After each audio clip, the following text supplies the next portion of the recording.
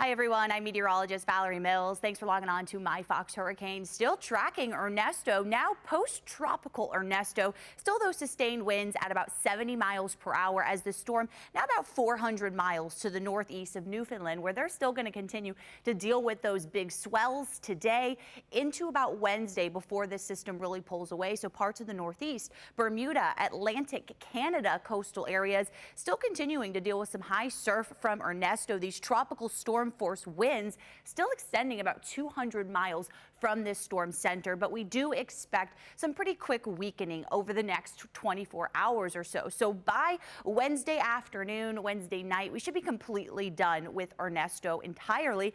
Look how quick it's moving. It's really picked up a lot of forward speed as that storm system moving through parts of the northeast has really just kind of kicked this on out of here. It's now moving about 37 miles per hour. And as it continues on that track, look at all of these high waves up to about 3 to 6 feet where we see this light blue color.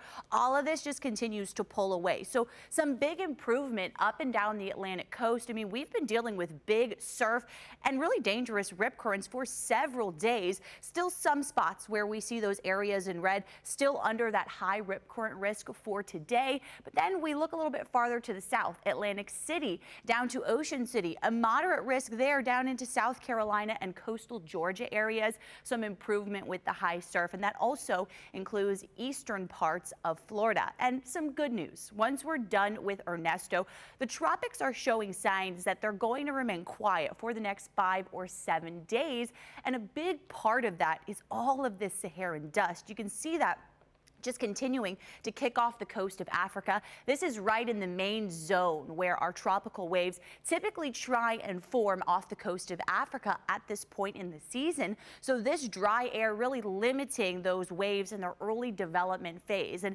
that is going to continue as that dust dominates parts of the Atlantic basin, and also the wind shear. Not too favorable. We're seeing some stronger areas of wind shear here, and that also another sign that is going to help keep the tropics at bay, at least for the next week or so. We are right around the peak of our season. The peak hits September 10th, so we still have quite a ways to go. Make sure your preparations are in place, and we'll continue to keep you updated as any potential storms develop right here on My Fox Hurricane.